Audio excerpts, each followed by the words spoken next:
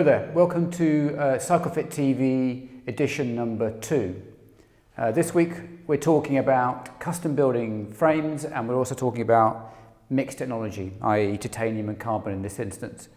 This bike belongs to a client of ours called Dominic. We first made a bike for Dominic in 2009, which was a Sirota Otro, which he unfortunately had an accident on and it broke, and we're now making a replacement. And he's gone for mixed technology again. So a question we get asked a lot at Cyclefit is, when would you go for a mixed technology frame over a all tie or all carbon frame? And it's an interesting question because the answer isn't as obvious as you think. The reason to go for mixed technology, in this instance a 7622XX, is not because you want a weight saving, or you might get 60, 70 grams, maybe as much as 100 grams. It's all about the ride. So how's the ride affected by the mixed technology? So this is triple butted titanium, 3.25 titanium, which means it's alloyed with 3% aluminium and 2.5% vanadium, which makes the metal easier to work and last longer. And the carbon is filament wound carbon fibre tubes. The reason you would get these two materials together is because they work in a slightly different way. Titanium is very good at insulating the road from big bumps and big hits, and the carbon is a very good vibration damper. So you put the two together and you get this magic carpet ride where the road disappears from underneath you. It's an incredible experience if you've never tried it. What else can we say about this bike, the 7622XX? It's £6,300 for the frame on its own, and it's got some pretty special features.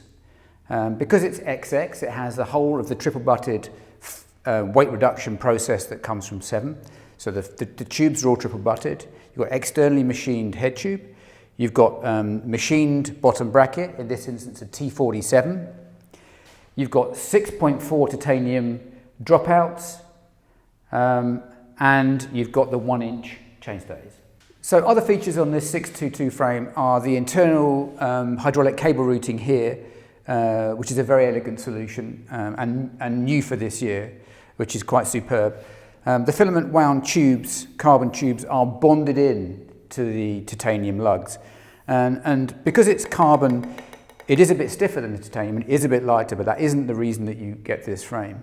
And being filament wound, it doesn't have that kind of amplified clonk that you get with a monocoque frame. It's actually quite a restrained ride. It rides more like a titanium bike than it does a carbon bike, but with like a Dolby high frequency filter on the top end.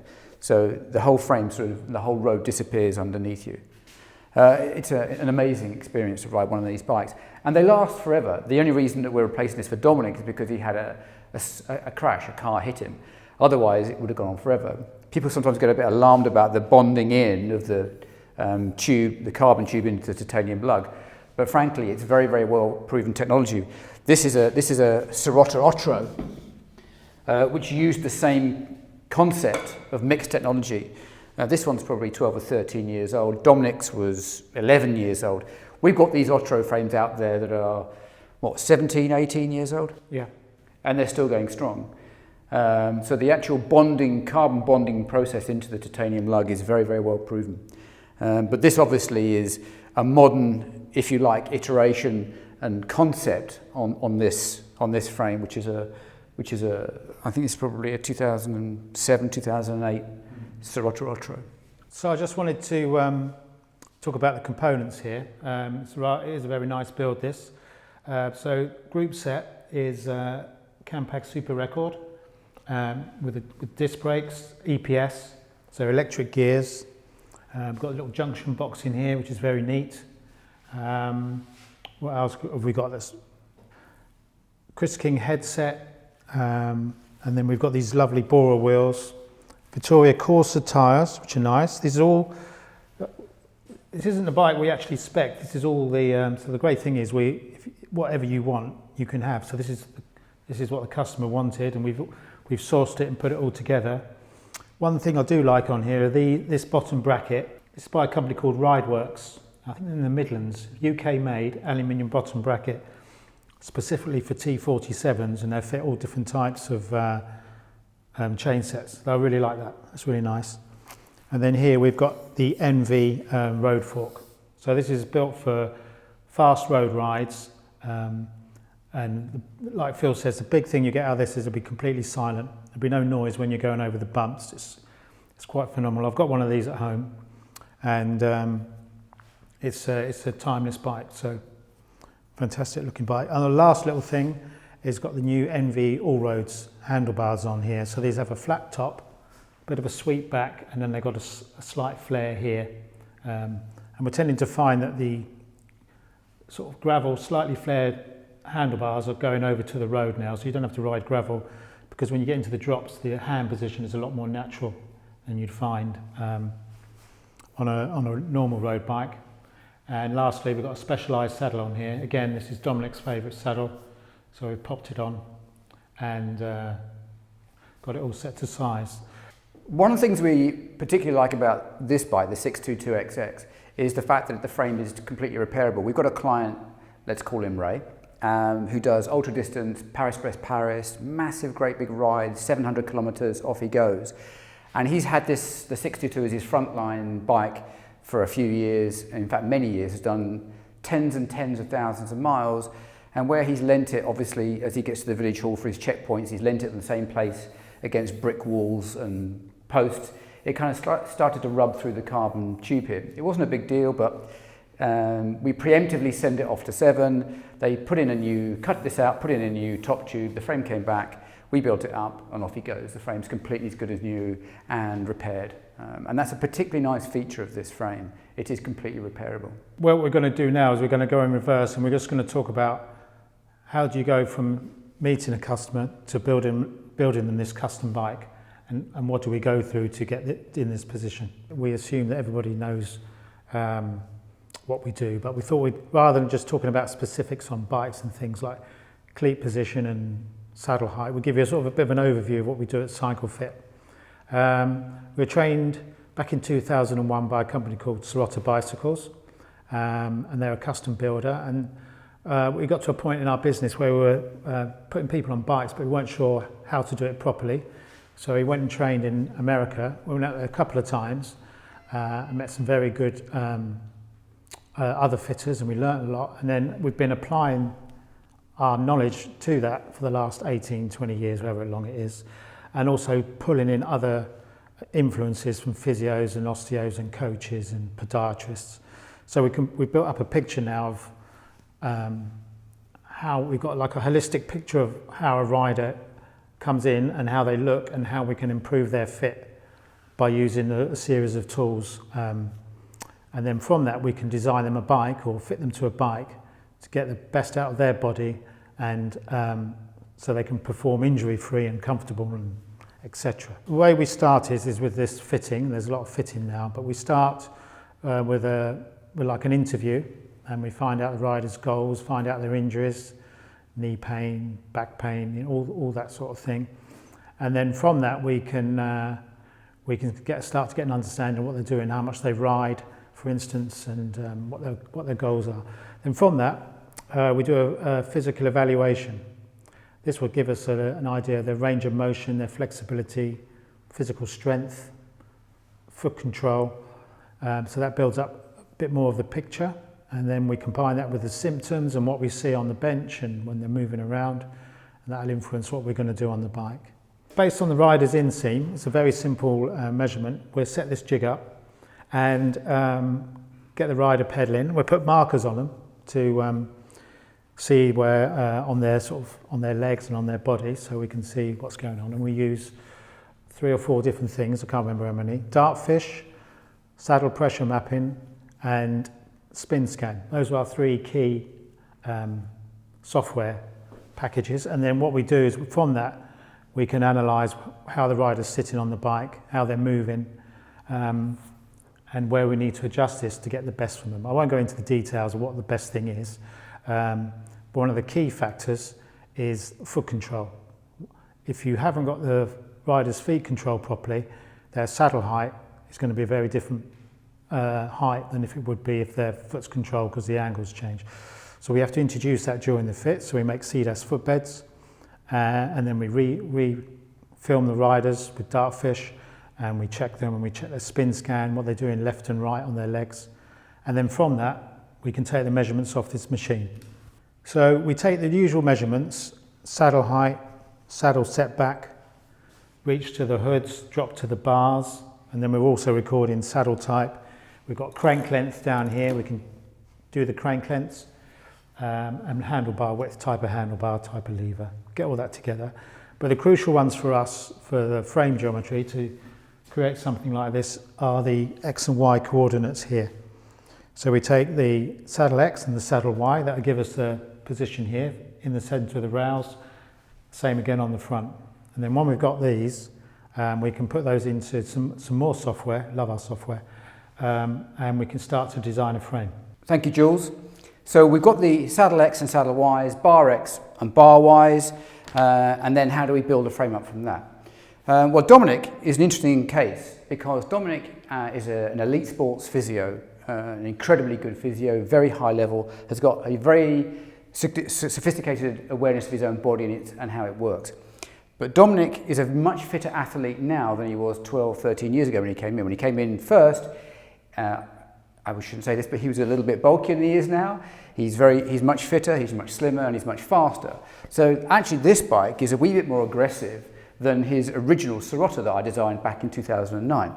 However, he's not getting any younger, I'm sure you won't mind me saying. So we have to think about the trajectory. So Dominic is probably at his fittest and lightest now. So we have to think, how's that going to work in 10, 15 years? Because this bike is going to last him probably 20, 25 years. So if you look at the way we've constructed this, all of the forward adjustability on this bike is up. He's not likely to go much lower. This is only in there for reference. When he takes his bike away, the stem is designed to be slammed onto the head tube there, and then that will give us 20 mil, which we can come up without changing the fork for forward adjustability. So we had a very, very long and detailed conversation about his trajectory. Where's he going? Where is he now and where's he going? And we both agreed the best thing to do is to make this bike adjustable going forward, handlebars up and back. Because that's, I don't want to be pessimistic, but that's the likely trajectory. He's as light and fit as he's probably ever going to be. Although we have seen from a lot of our customers, it goes the other way. So they came to us in their 40s when drinking and beer and lifestyle was very different, and now they're in their 50s and they're much fitter. No, but Dominic is. Which is like Dominic, yeah. No, Dominic is. I mean, I was just looking at the photographs when I was designing this frame. I was looking at the videos and photographs from 2009, which we've still got on our server. And it's amazing to look at because, I mean, he's so much fitter and leaner now than he was then. And so, the bike really, that's why it's more aggressive. But we have got to think in 15 years' time he's going to be 66, 67. It doesn't matter how much, there is going to be sort of some movement. So you fitted him, this is your position here. Yeah. How has that differed from his original, how different is this from his original fit, and what have you changed to?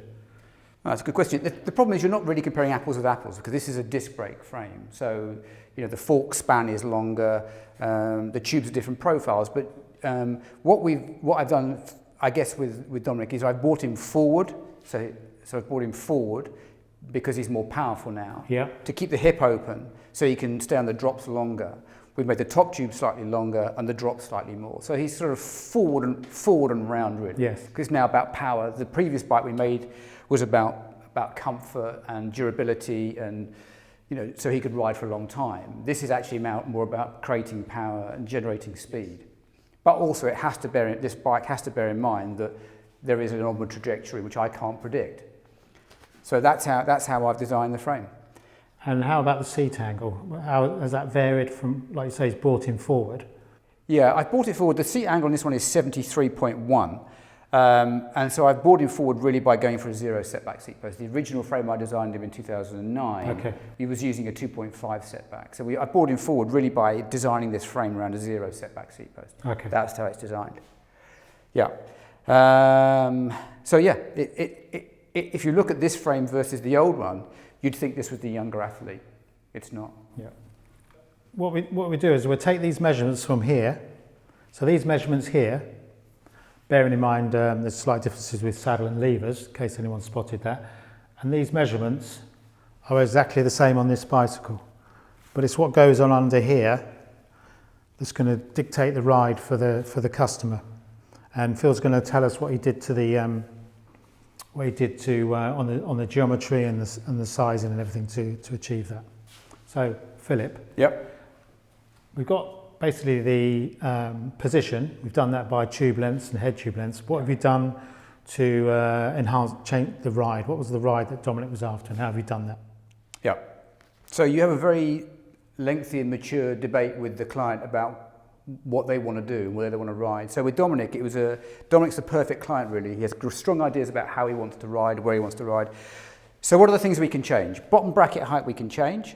That's called bottom bracket drop, which is measured as a vertical distance from this line between the axles down to the middle of the bottom bracket. So the lower you have the bottom bracket, the more stable the bike will ride, the lower the centre of gravity, but it'll steer a little bit slower. So that's the first thing. That's your architectural setting point, the bottom bracket height. Then you think about chainstay length. That was a very long conversation with Dominic because we wanted to keep the chainstays as short as we could, but also have clearance for 32 millimetres tyre, 32 mil tyre, which we've got. So we've got just about got clearance for 32 mils, but obviously this is quite a bulky chainstay. It's a 1-inch chainstay. So to work out how short we could drive this and still have clearance of 32 mils was quite a lengthy conversation, both with me and Dominic and also with me and Seven. But I think we've achieved that now, and that's excellent. I mean, that's a 28 on there, and we've still got room. Yeah, we've just about got room for 32 mil, which is exactly what we wanted. So that's one variable we can change, and then we can start to think about the front centre, and then we can think about things like trail, and we can think about head tube angle. Mm-hmm. So essentially, if you run the head tube angle slacker, you're taking the front wheel away from you, it will slow the steering down. Dominic's a fast rider, he's a confident rider, so we've kept a fairly reasonable steep head tube angle there. And then you have to look at the trail figure, which is a theoretical line through the head tube here and then forward to the middle of the hub. Okay. And what have you got on there? I'm glad you asked me that, Jules. We've got a 73 head angle on there. 73, and the fork is a 43? It's a 43 mil rake. And it's got a 370 millimetre span from the... Okay. Yeah. It's an NV road disc, yeah. Which is like what you find on a Colnago C64. Yes. Same angles. Yes. Classic angles there. Yes. Brilliant. So it's quite a fast handling bike. It is. Bottom bracket drop, did he go around about a 7, around there? Went to 75 bottom bracket okay. drop. He met me halfway there. So slightly more stable. Yeah, just slightly sitting in deeper into the bike, lower centre of gravity. Yeah. Very good. Okay. Anything else you want to add on to this one? No. This design? The other conversation we had is about tubing profiles with Seven, because not only can you change the dimensions, but you can change all the tubing profiles. Now, Dominic's a powerful rider. He's a very, very powerful man. As I say, he's an elite sports physio, reputed to have the best hands in international physio, by the way. I heard that from a few people, but he's a very immensely powerful individual. You can see it. So we had to have a bike that was both comfortable and compliant, but also could resist. You know, he's a very powerful athlete. So hence, what we've tried to do here is we kind of tried to overbuild, if you like, the bottom of the chassis here with the 1-inch chainstays, and then we've kind of softened up here with the sort of fairly elegant, slim seat stays. So all these tubes are custom profiled to him. So that gives the kind of the right combination of comfort and also resist a very powerful athlete. And what about top tube angle? There was a discussion about that, or did you? There was many discussions about that. Yeah. So the top tube slope, you mean? Yeah. Yeah. Yeah. I mean, largely that's aesthetic. I mean, how you slope the top tube and whether you slope the top tube is largely aesthetic. But we did have quite a few conversations about that, trying to balance aesthetics and dynamics. It's the seat tube extension, head tube extension, and then finding that balance in the top tube. Exactly. And what did you go for in the end? I'm glad you asked me that. 8.3. 8.3. Yeah. It doesn't look as much as that. No, it doesn't, does it? But it's an 8.3 nice. degrees. Yeah, it is nice. I agree. But what it does do is it helps you achieve this head tube length without lots of spacers. Yeah. But you still get that nice amount of seat tube sticking out, so the frame's not too boxy. Yeah, exactly. It's a nicely balanced frame, and of course, when he picks this up, at the moment he's got an injured shoulder because he's of this car accident. So when he picks this up, he'll probably run it with 10 mil. The frame's designed to run slammed, and then once he's happy with the position, he'll come back in for the first service and we'll cut this down.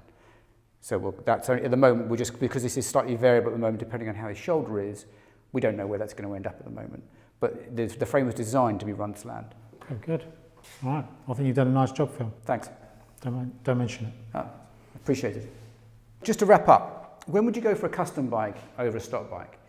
You'd go for a custom bike because you want to aim for the middle of the bullseye in terms of fit, and you also would go for custom because you want to take advantage of these kinds of magical materials that you can't really get with a stock bike. Well, it's very difficult to get these kinds of materials made in this way with a stock frame. This is beautifully made by a premium engineering company in Boston, and Seven are supremely brilliant at this. They're probably one of the best in the world. So if you want to take advantage of what they do, engineering two materials together, you kind of have to go custom. So that's the case for custom. You're aiming for the bullseye and you want to take advantage of premium engineering and these beautiful materials. Jules, when would you go for a stock frame? I think with stock frames, it's generally over titanium or titanium carbon mixes. You're looking, one is budget, because these you're running 12, 10, 15 grand for these, although you can do that on a stock frame. Time constraints, you want a bike this week, and also probably the last one is time constraints. Now, a lot of people like a bit of a impulse purchase, or they want to get a bike next week, so they go for a stock frame. I suppose the other thing you would find with stock bikes is the R&D that goes into the frame. So the R&D manufacturers have gone down a different route, the monocoque carbon frames generally, and there's lots of money poured into aerodynamics and weight reduction and performance. So if you want to go that way, that's the way you go. If you're looking for something a little bit more classic and a bit more tuned to you as a person, as an individual, then you go custom. The time constraint one as well. Currently, we are looking, due to COVID and whatnot, you can go from 60 to 150 days now waiting for stock bikes. So if you're thinking about a custom but you don't want to wait, it's probably quicker to get a custom frame now than it is a stock bike. That's the end for me. Thank you.